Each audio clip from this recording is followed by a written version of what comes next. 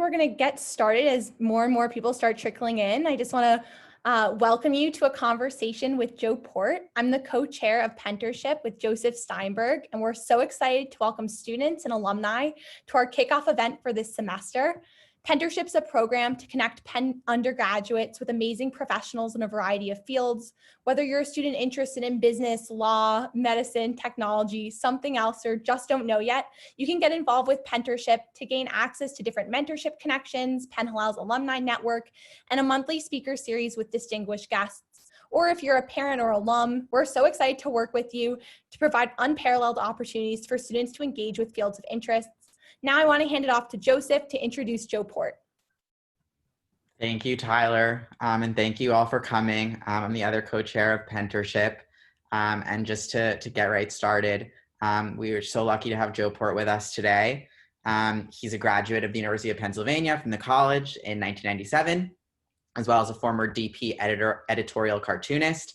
He's been a TV comedy writer and producer since 1999, and along with his partner Joe Wiseman, he's worked on the writing staffs of shows including New Girl, The Office, and Just Shoot Me. He's currently a consulting producer on NBC's one-hour musical dramedy, Zoe's Extraordinary Playlist, and the executive producer and showrunner of the upcoming CBS comedy pilot Ghosts, which is an adaptation of a British show currently on the BBC. He has a baby coming literally any minute, and if he leaves this Q&A in a hurry, that's why. So please join me and Tyler in welcoming Joe Port. Thank you, Joseph. How are you guys doing? We're good. We're good. Really excited. Should we dive into the interview? Yeah, let's do it.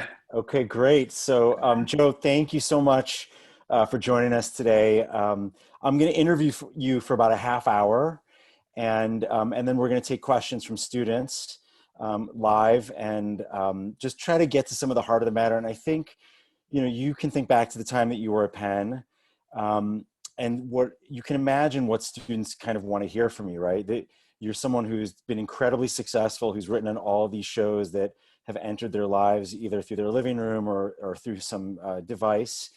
And, college students are all about potential, and they're constantly trying to figure out who are they going to be and who can they be. And of all of the different values that are swirling around them, they're trying to prioritize them and crystallize how much of their parents they want to keep and what kind of new values they want to adopt. So you're just helping form the future leaders of the American community. That's all that we're trying to do today, nothing major. And first I want to just get a little bit, tell us a little bit about your Penn story, right? So if we were to have met you, freshman year, sophomore year, what kind of stuff were you involved in? What was your Penn experience like? And how does it carry forward even today into your work? Well, we're a big Penn family. My three older brothers and my parents all went to Penn. So I grew up with a lot of knowledge about Penn and always thinking I might go there. And then I ended up going there. And I was there in 1997 was when I graduated.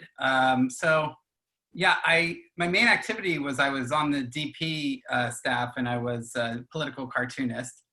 And that was really fun. It was a lot of drawing of Bill Clinton and Monica Lewinsky in that era.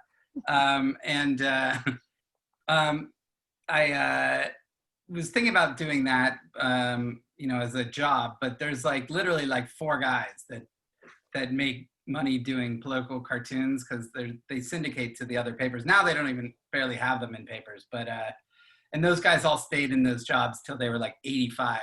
So there was, it didn't seem like a growth industry. So then after college, I moved out here to Los Angeles to pursue TV writing because I was interested in it, and I have a brother that's a little older than me that also went to Penn that was writing on Mad About You at the time. Great. And if we had bumped into you freshman year at a new student orientation event, and the kind of Penn schmooze where it's where are you from? What are you studying? What are you thinking about doing? Would you have said, I'm thinking about comedy writing, or what kind of answer would you have given early on in your No, for sure. No, I don't think so. I mean, I obviously liked TV and film and as a consumer, but I didn't think about it till my brother started doing it when I was in college. And then I was then I took the LSATs to try to go to law school, and I did very poorly. So I decided that, hey, that TV writing thing is interesting, and maybe that is a job to pursue. And then I moved out here, and yeah, I got really into it. When you start out, you write spec scripts, or at least back then you did. Nowadays, people write like pilots, original pilots, but it was a process that was not dissimilar to the cartoons, in that you're trying to be humorous, but also get a message across. So, I enjoyed that. When did you realize that you had the capacity to be funny? I think when I was a little kid, my dad used to compliment me when we would watch Woody Allen movies that I was laughing in the right places. But I think a lot of people are funny. It's just really, honestly, about TV writing is just doing it and giving it a shot and getting out here. And a lot of people say they want to write scripts and don't actually follow through. That's 90% of the battle, is finishing stuff. Interesting. I think that's probably, people think when you're younger, you imagine it's about like this magic of having the right amount of talent or the right amount of ideas. It's interesting to push back and say, like, actually, like a huge amount of it's just like follow through and showing up and actually getting the work done.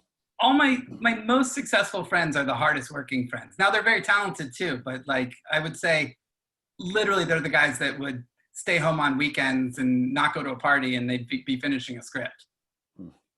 So this is a little bit out of order, but I think since you brought it up, when asked what is the biggest concern that students have, something like 89% of Penn undergrads right now said mental health was their biggest concern. This was in 2016 at least.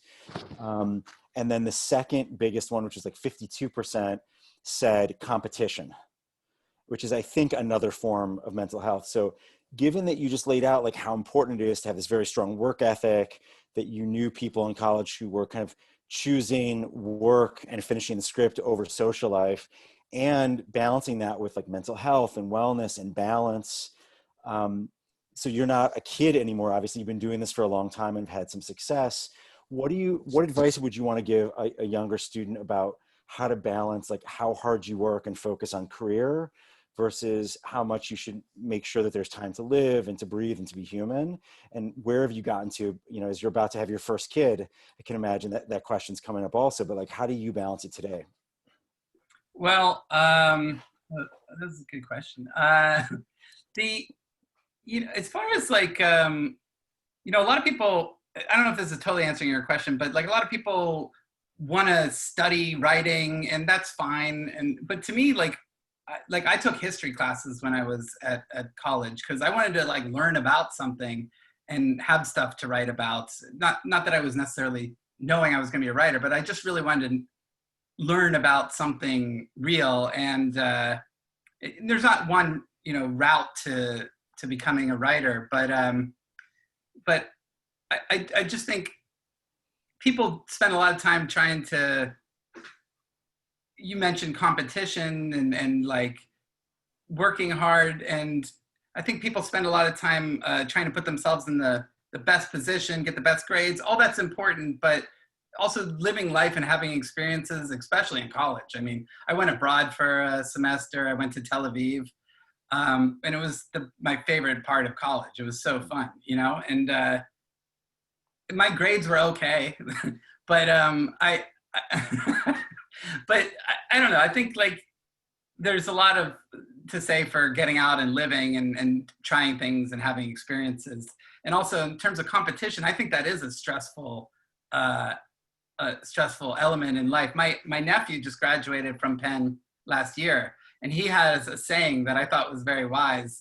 Jake Port, he says, comparison is the thief of joy, and it's true. Like, cause a lot of people out here are like, they want to keep up with the Joneses, and they read in Deadline that somebody sold a project. No one's ever happy for you when you sell a project. They're angry. But your good friends are happy for you. But there's a lot of people comparing themselves to other people, and that you're never going to win that battle.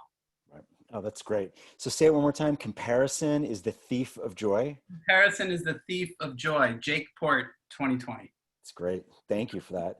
So when did you decide, so I guess you answered the question kind of when you decided to enter the entertainment history. I think one of the things, there's, for people who are in the business or connected to business, there's like, it's just, you breathe that air and you swim in that water. But for everyone else who are civilians, it's like, there's no real sense of what really goes on behind the scenes and what it takes to write for a show or to create a show. And so students would be interested to know a little bit, like, what does a day in the life really look like in terms of writing and producing a show like The Office or New Girl, something that's like catching a lot of attention? What does it really look like on the inside? Well, right now it looks a lot different because I sit in my home office and I Zoom with 10 people every day, all day long. And it's very weird. But it's actually, I will say, it's a little more efficient. Like normally on a show, you basically writing like The Office, New Girl, any show I've been on, they have writing staffs, and usually there's like 10 to 12 writers on a show like that. A show that's doing 22 episodes a year. Some shows on cable nowadays, like that are shorter orders, have smaller staffs. But basically, you just sit in a room all day and you throw around ideas and you try to come up with stories, and it's very collaborative, a lot more so than writing movies, which is basically people off on their own. But it's a very collaborative process, and it's fun, and you're hanging out with a bunch of smart, funny people all day, and it's competitive because everybody wants their ideas to get in. But so. Yeah, it's a lot of fun, but it's a competitive, interesting job as well. What's the breakdown of like the typical writer rooms that you've been in? I heard someone joke that you need the perfect balance between like Ivy League writers and like kind of party animal jock writers, and that's the tension between those two personalities is what generates kind of the best comedy. But what have the rooms been like that you've been a part of? Well, there's certainly a lot of Harvard people out here. Like, I think that's just sort of a funnel from the Lampoon to, they go to work on SNL or Conan or those shows, and then or The Simpsons, and then they make their way out here. But some of my most successful and funniest friends didn't even go to college. So there's really no path. The path is to basically be in LA and get stuff done, like finish scripts and get them out there. Great. Obviously, it helps to know people too. And do you feel like in terms of your story, like was there a particular person who was your link into it? Was it through your brother? Yes, my brother Moses, for sure. Because I was out here for like 6 months and it was very difficult. I was just trying to get a production assistant job, which is like the kid that gets lunch for everybody. And those jobs are really hard to come by because, there's only 1 or 2 of them on every show. And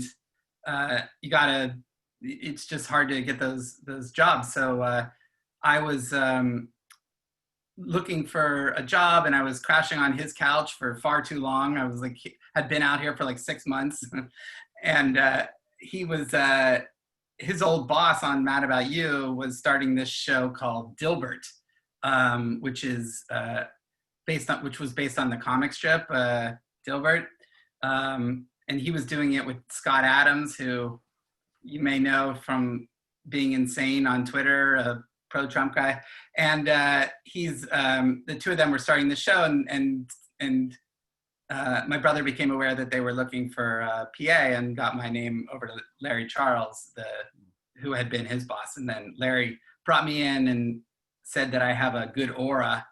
He has long hair and he wears pajamas and he's a great guy. And so he hired me.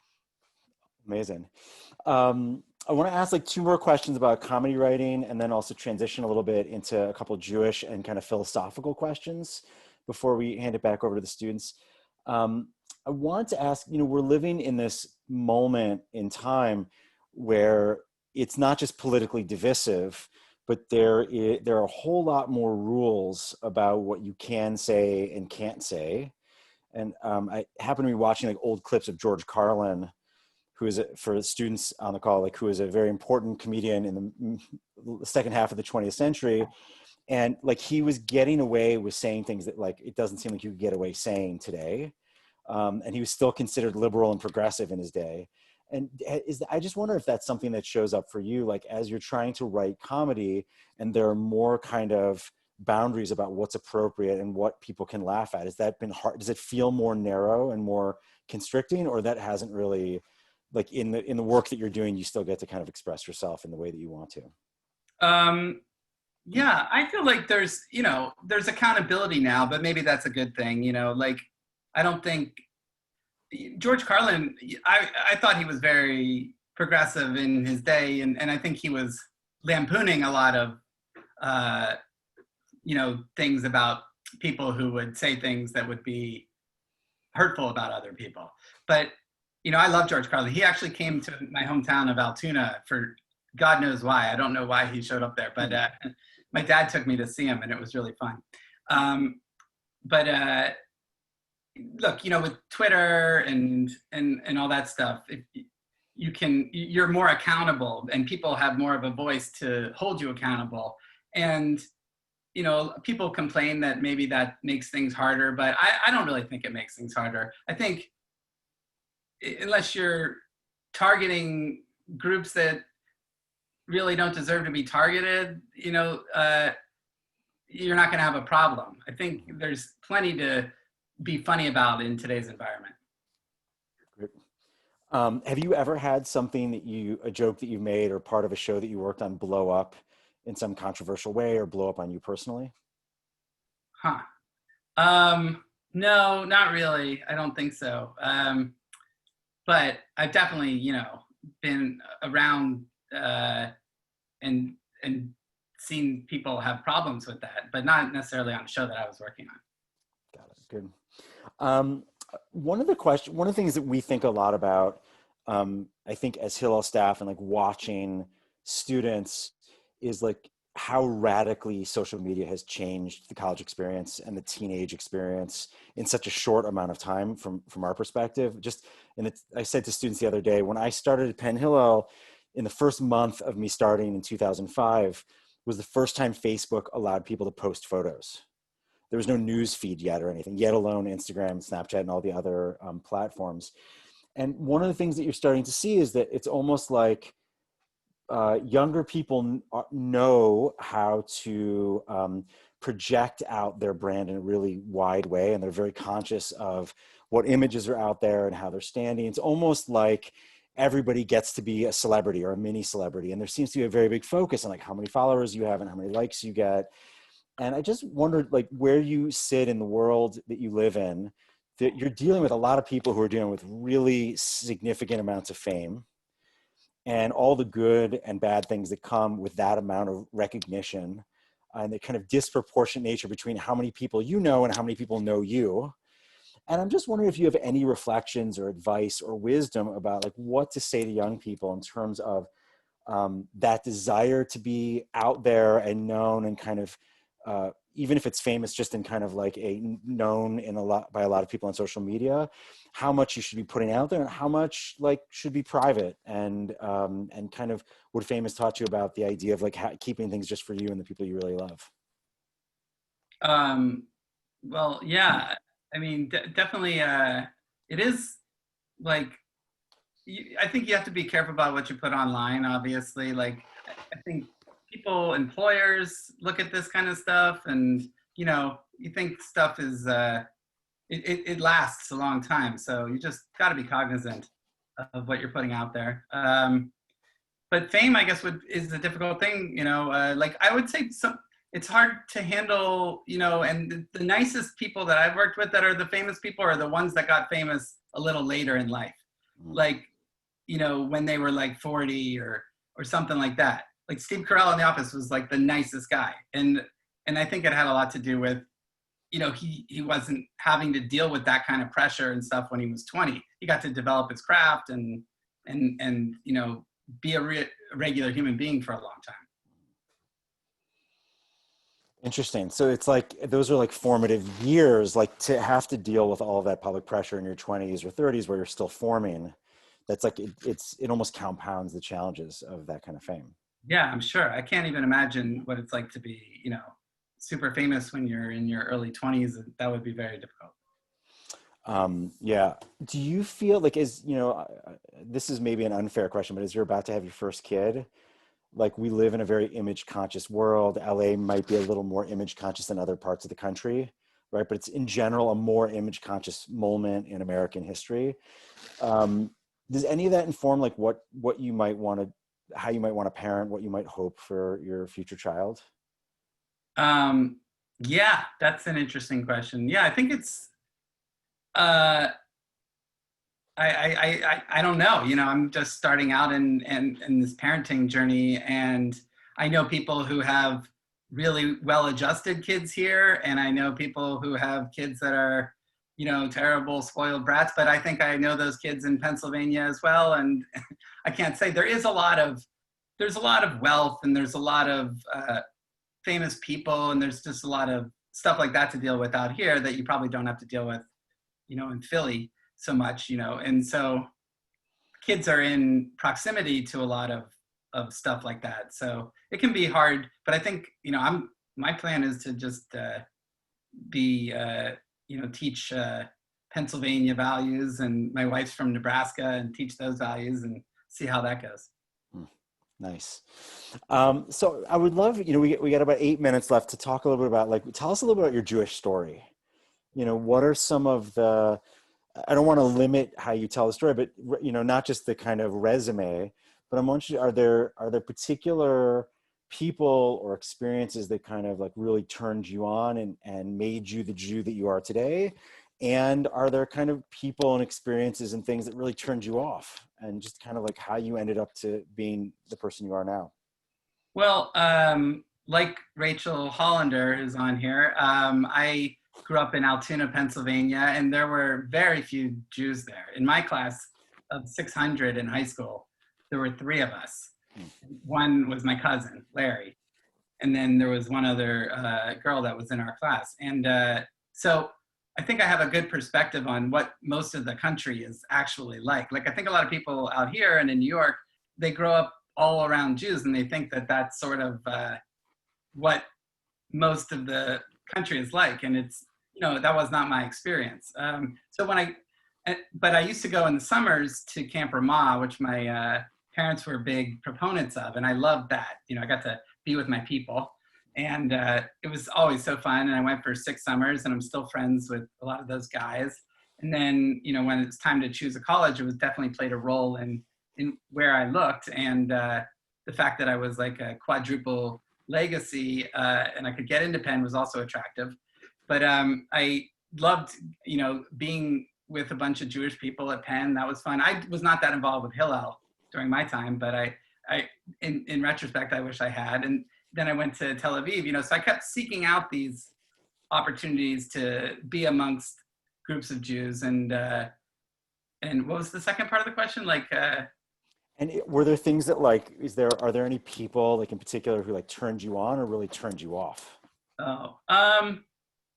I think sometimes people don't want to share the negative stories, but sometimes that can actually be the most interesting, right? Yeah, no, I don't really have a negative story in that regard. I think just the people at Camp Ramah really turned me on to it, just because, it was a real spirit of friendship, and it made, because I was coming from a place where there weren't many Jews, it just made me really appreciate that sort of family feel.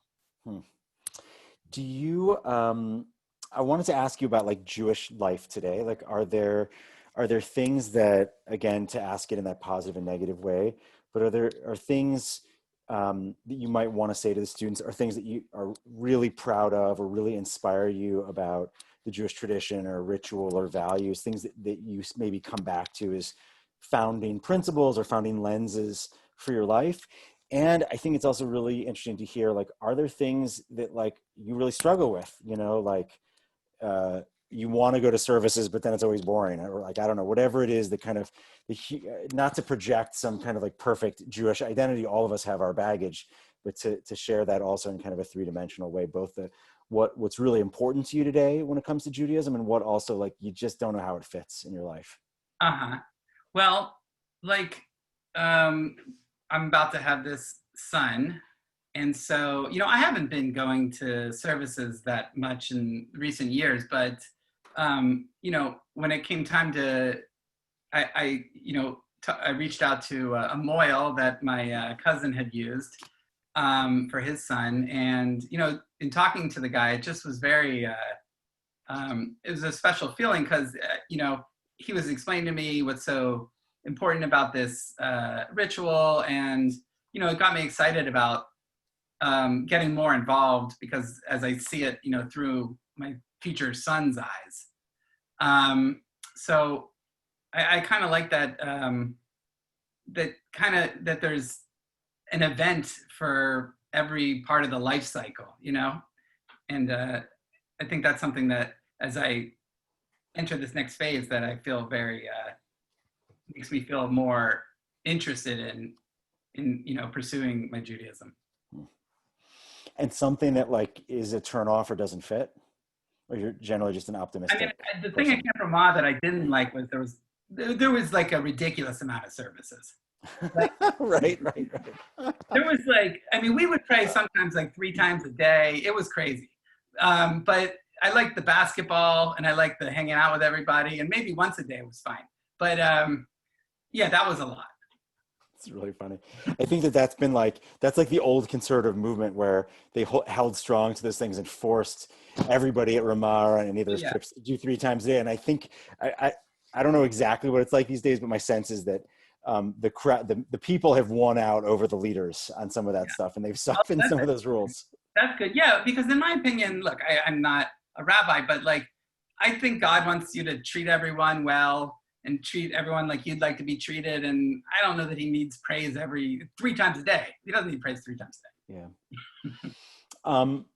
Thank you for that. I want to ask one last question. I'm just going to totally change directions here on you back to entertainment and writing. But since you're like the probably the most expert person in comedy writing that we've all ever talked to, and we're all trapped in our houses and pods more than we should be. So like, what should we be streaming? What's out there on any of the services that's like really, that like the insiders think is actually really clever and well done that we should be watching? Well, there's 2 shows that I love that I think are pretty popular amongst writers right now. They're both on FX. I like a show called Dave. That's with this rapper from Philly. He's a Jewish rapper from Philly. Oh, okay. I'm writing it down. Lil Dicky. Dave Bird is the guy's name, and the show's called Dave, and it's excellent. And then there's another show about vampires called What We Do in the Shadows that I love. Amazing. And I haven't heard of either of them, which I don't know if that means anything, but I'm excited. They're really good. You'll like them. Those are good tips. Okay, great. Joe, thank you so much. I'm going to turn it over to Joseph and Tyler for the student questions. Okay. Great. That was really amazing, and we have a lot of amazing questions, so we're excited to get to those. Our first question is from Joseph Licht. Hey, nice to meet you. Thank you for the talk. It's been really interesting. My question is, if you could go back to the start of your career and do something differently or change something, what would it be? Are you from New Zealand? I am. Oh, yeah. What We Do in the Shadows is based on the movie by the New Zealand guys, Jermaine Clement. Yeah. But anyway, I don't know, what would I do different? I will say, just sometimes, it doesn't matter what's going on in your life, or if you're on a show that is not, or any job, this goes for any job, I guess. This is advice I give younger people, is like, even if it's not a job you love, just have a good attitude and do a good job at it, because those people all go on to work at other things, especially if you're in a small field like entertainment. So do your best and like have a good attitude. And like, I've definitely had jobs that I didn't like, and I made it obvious that I didn't like it, and then you pay the price for that later, because those people are like, oh, that guy didn't have a good attitude,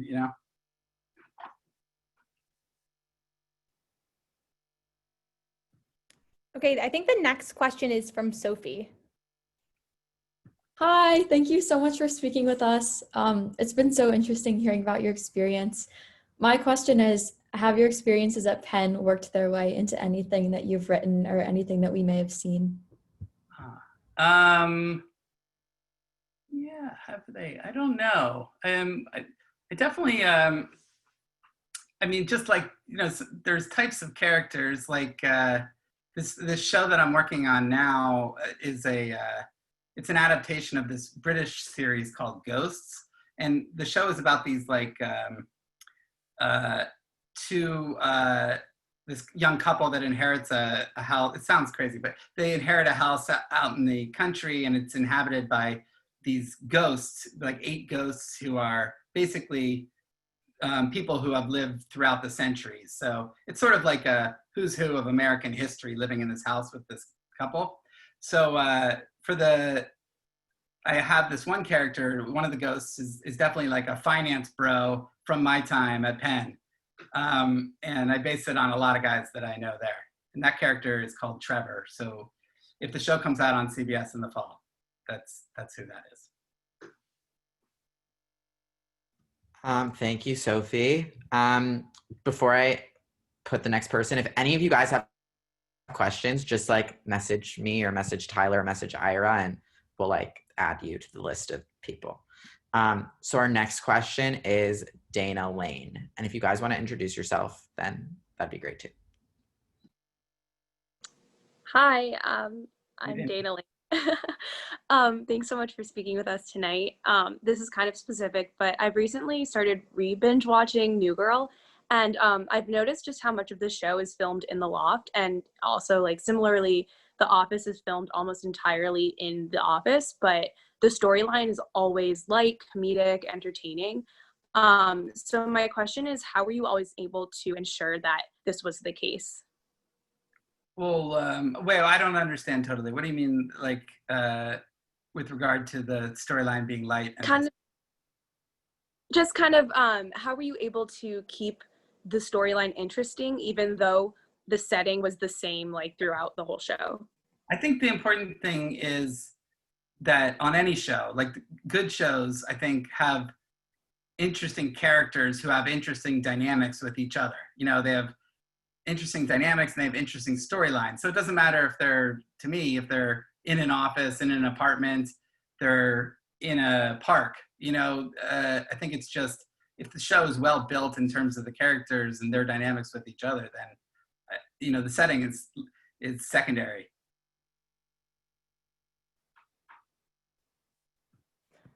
Great. The next question is Amanda. Hi, thanks so much for being here. This is awesome. My question is, when you're writing characters that are so like wacky and have such specific personalities, how do you take into account relatability, if that's like even something you think about when you're writing these characters?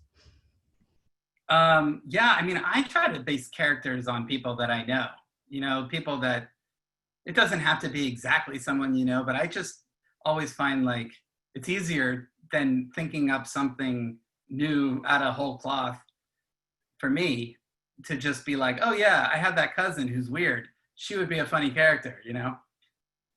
That's just how I do it.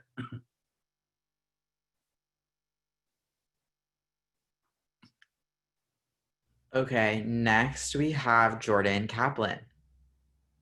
Hi, thanks for being here. My question is, how did your experience working on The Office differ from your experience with New Girl?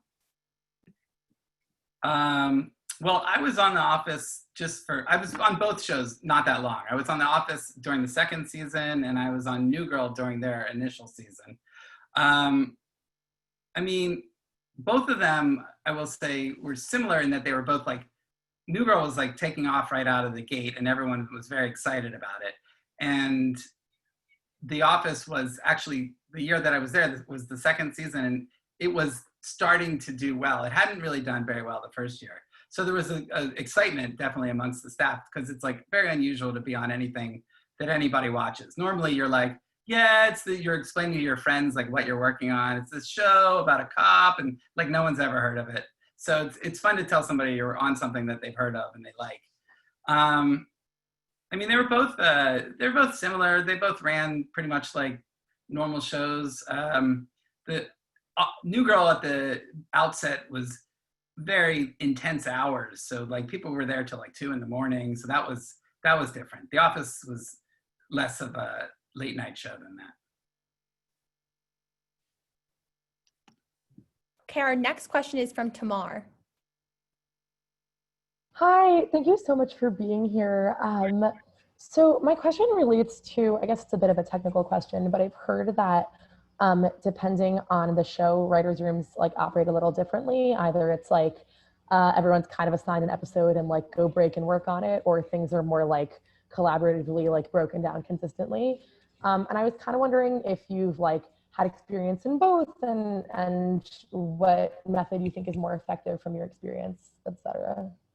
I mean, most of the shows I've been on have operated in a similar manner to each other, in that basically it's pretty collaborative. Everybody, like from a kernel of an idea, you'll just be tossing out ideas, and then something will stick. There's always a head writer in the room who's sort of like the arbiter of what you're settling on and keeping the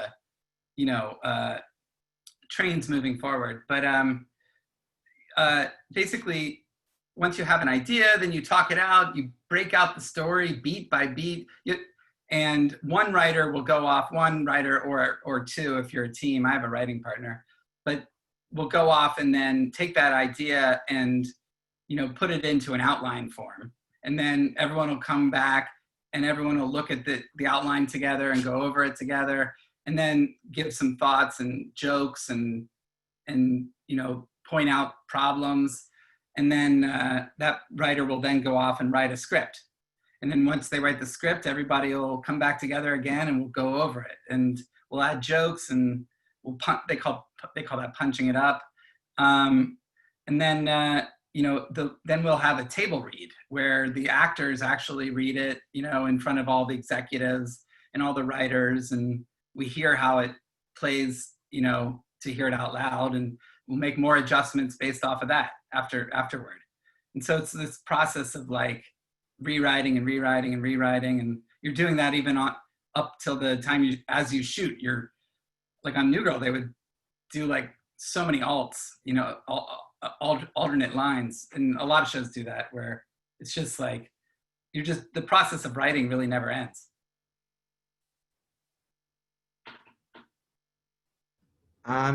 So our next question comes from Ali Shapiro. I'm going to be asking it for her. She's one of the Penn Hill presidents. And so her question is, among the episodes of New Girl, The Office that you got to work on, which do you watch and you're just like, wow, that's good?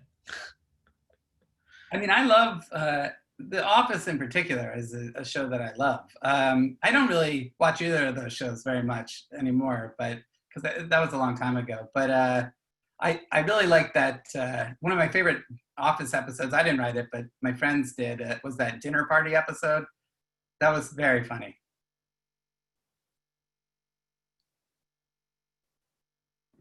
I guess just to follow up on that, a student asked, who is your favorite Office character, and do you like Dwight? I love Dwight, yeah. Who's my favorite Office character? I don't know. I guess I like Michael. I mean, he's a character for sure, but I don't know if I'd want him to be my boss, but I think he's my favorite character. Do you like Dwight? I've unfortunately have not seen too many Office episodes, but watched the first season. I think I'd probably have to watch more. So I'm not sure entirely, but I think he's funny. I think he's a good character. Yeah.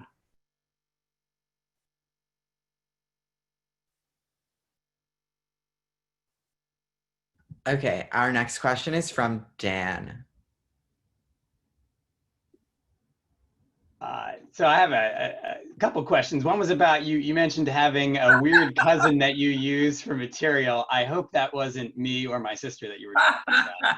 Never, not you. Okay. All right, I'm gonna look past that. Joe, my question is about you choosing to work with a writing partner. What led you down that path? How common is it to work with a writing partner versus on your own? And then definitely I'm curious about the biggest challenges you and your writing partner ever faced, and if you ever considered calling it quits. I How are you? This is so funny. I'm good. Good to see you. Writing partner. Yeah, I don't know. Like, I met him, my writing partner, Joe Wiseman, when I was on the production staff at Dilbert. We were both assistants there, and I think we were both trying to write separately, but having trouble. And then once we decided to write a script together, it just was much easier. You know, I mean, with comedy, I think it's hard to just sit there by yourself and like know if it's funny or not funny. It's just like, who knows? Especially when you're just starting out. So, I mean, no, we haven't really thought about calling it quits yet. Things are going okay, and we enjoy it. You know, as you get older, obviously your lives become more complicated, and like you want, you know, if you want to move to a different city or something, then that becomes like say one of you wants to move to New York or something, then that becomes like more complicated because you can't just pick up and go when you got families and kids involved and stuff. Thanks, Jeff. Sure, Dan. We have another question from Carolyn. Okay.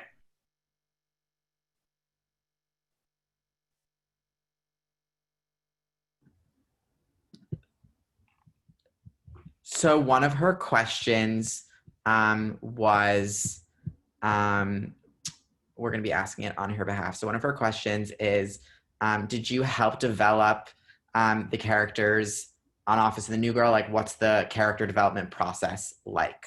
No, I mean, I had nothing to do with developing them. The person that writes the pilot, you know, did that. And basically how it works is someone will write a pilot, you know, and it'll just be one person. And then you'll shoot that pilot.